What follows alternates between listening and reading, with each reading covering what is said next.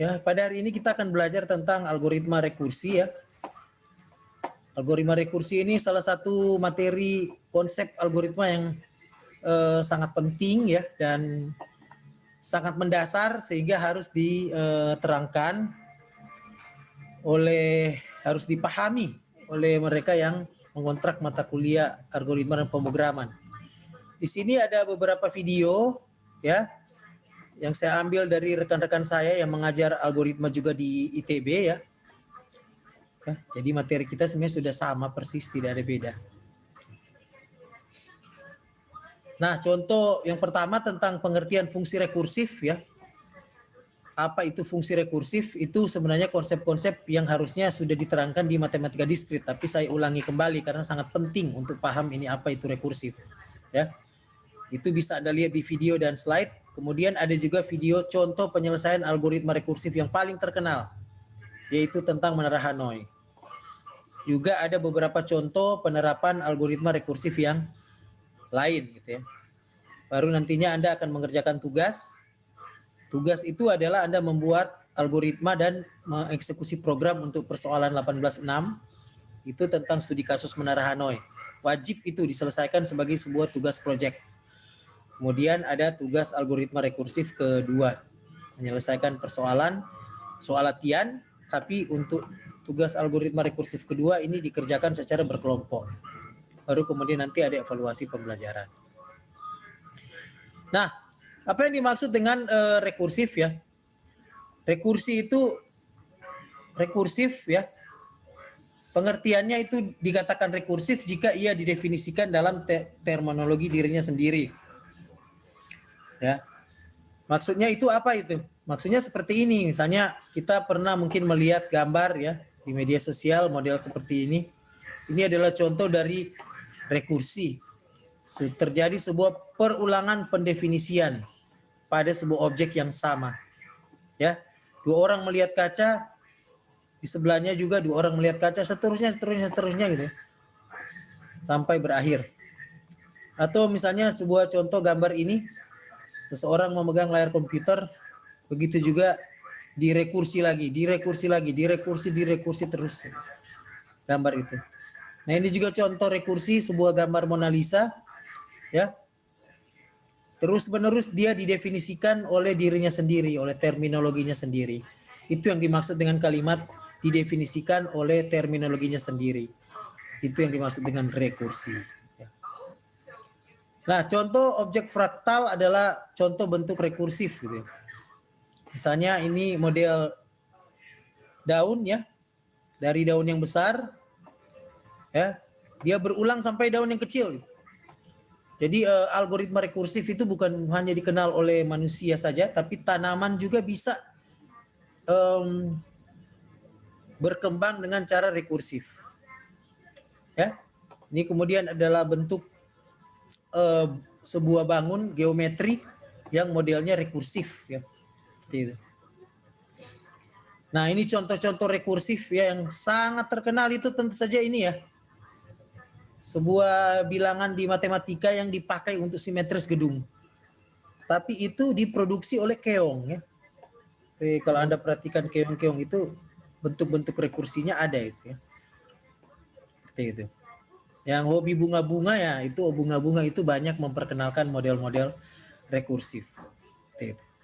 Jadi sebenarnya fungsi rekursif itu secara matematika diskrit ya. Saya ulang aja. Itu definisikan oleh dua bagian ya. Yang pertama bagian basis dan yang kedua bagian recurrence. Basis itu maksudnya nilai fungsi. Ya, nilai fungsi ya. Fungsi mulai dan fungsi akhir. Sedangkan recurrence itu definisi fungsinya. Jadi kalau kita balik ke contoh ini ya.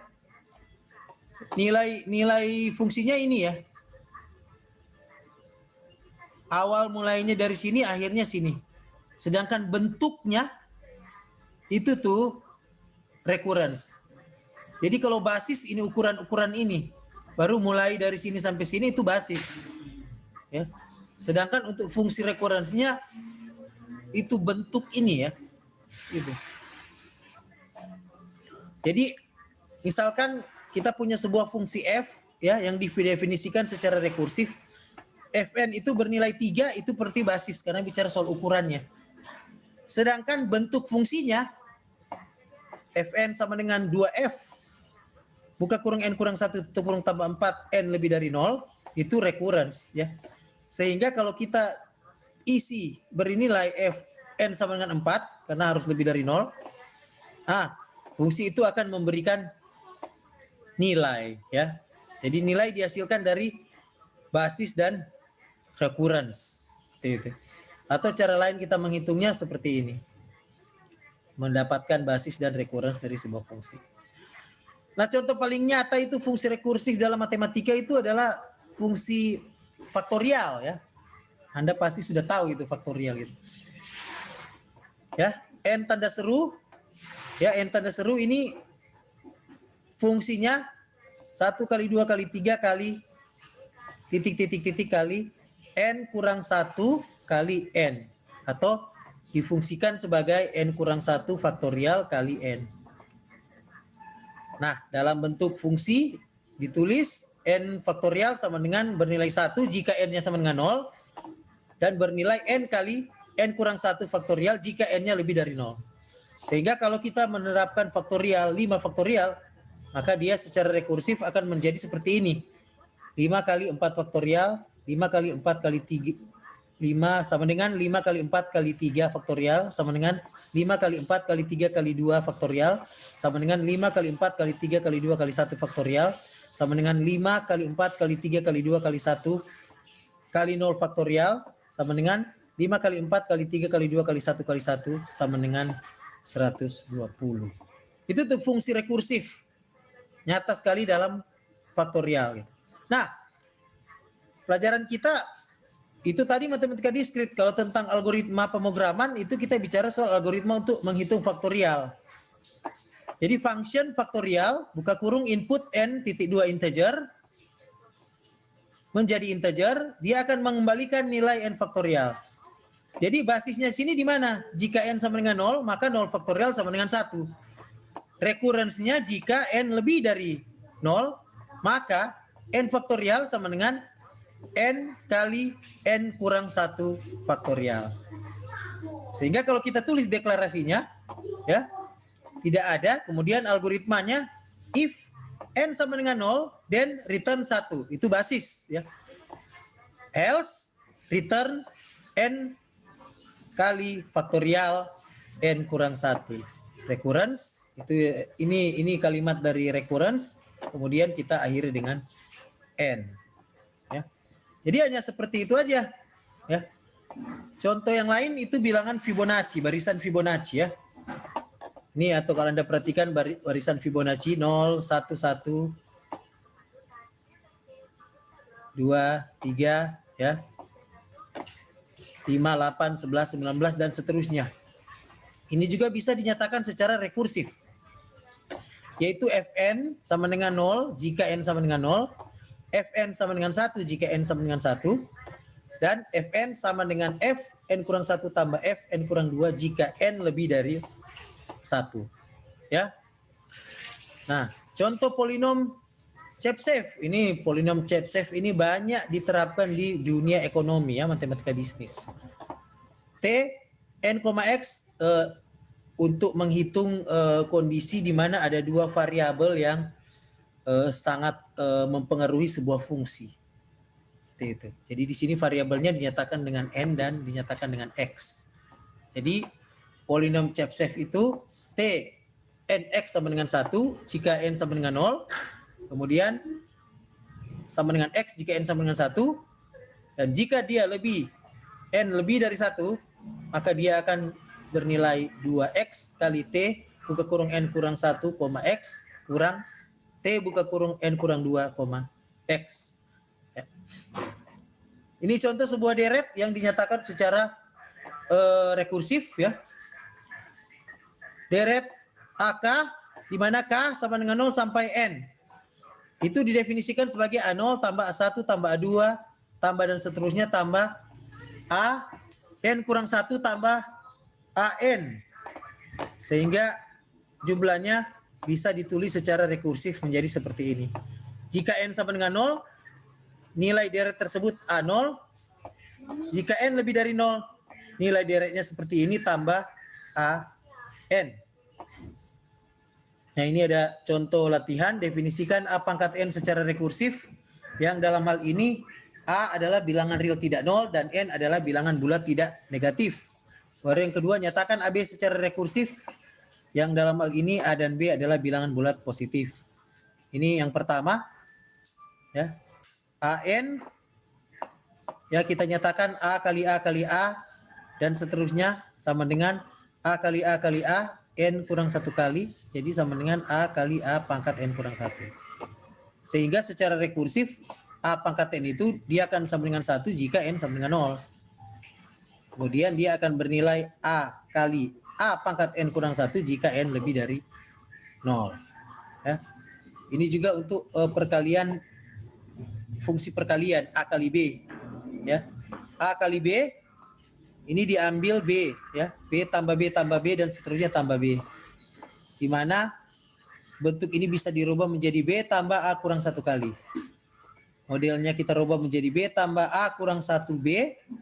Secara rekursif ditulis A kali B sama dengan B jika A bernilai 1 dan A kali B sama dengan B tambah A kurang 1 kali B jika A lebih dari 1. Jadi rekursif itu sebenarnya dalam matematika itu sangat jelas ternyata dalam fungsi dan relasi. Ya. Nah, kalau himpunan rekursif itu kita bicara soal contoh string, ya. Misalnya ITB disusun oleh karakter IT dan B. Informatika itu disusun oleh karakter IN, FOR, MATIKA. Ya. String kosong, null string adalah string dengan panjang 0, notasinya lambda. Alfabet adalah himpunan karakter yang elemen-elemennya adalah penyusun string, notasinya sigma. Seperti itu. Ini ada contoh-contoh sigma, ya. Kemudian sebuah string yang dibentuk dengan penyambungan, ya. Seperti ini. Masalah panjang string itu juga dibahas dalam fungsi rekursif. Nah, kemudian struktur rekursif. Struktur rekursif ini sebenarnya ada kaitannya dengan sistem data, ya. Ada mata kuliah sistem data, tapi mungkin di semester berikut kita di kurikulum kita. Ini sangat penting ini karena bicara soal struktur data ini atau binary tree itu sebenarnya adalah struktur rekursif, ya, struktur perulangan. Jadi saya perkenalkan saja contoh pohon biner. Jadi simpul node pada pohon biner paling banyak memiliki 2 anak, kemudian setiap anak itu ada simpul, ya. Ada simpul yang namanya internal node dan ada simpul yang simpul daun. Nah, pohon biner itu struktur yang rekursif. Kalau Anda lihat di sini dia terjadi perulangan. Yang pertama ini struktur rekursifnya. Kemudian struktur rekursif yang kedua ini, struktur rekursif yang ketiga ini. Oleh karena itu, pohon dapat didefinisikan secara rekursif, di mana basis kosong adalah pohon biner, sedangkan recurrence jika T1 dan T2 adalah pohon biner. Seperti itu. Ini contoh proses pembentukan pohon biner secara rekursif, ya. Dan ini adalah contoh penerapannya dalam basis data. Kita membaca basis data seperti ini, pakai rekursif. Nah, ini juga adalah konsep tentang barisan rekursif, ya. Nah, kalau Anda lihat di sini, penerapan rekursif itu sebenarnya itu bicara soal pohon, binary tree, dan barisan rekursif. Ini contoh penerapan koloni bakteri dimulai dari 5 buah bakteri. Kemudian dia berkembang sampai 4 jam. Nah, kalau 4 jam berarti terdapat 80 bakteri karena perhitungannya rekursif. Ya. Rekursif mengikuti pola recurrence tertentu. Jadi kalau Anda lihat penerapan rekursif ini penting. Misalnya kita memperkirakan di Indonesia tahun 2025 berapa jumlah penduduknya. Nah, itu kita akan menggunakan pola rekursif. Ya, seperti itu. Itu contoh-contoh penerapan dari rekursif. Nah, Kalau Anda lihat berikut ya, contoh algoritma rekursif lainnya, ini juga ada di dalam materi. Yang pertama faktorial, ya, baru bilangan Fibonacci,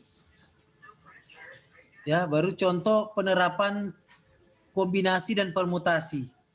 Ini contoh penerapan menghitung permutasi, ya, dengan bahasa C.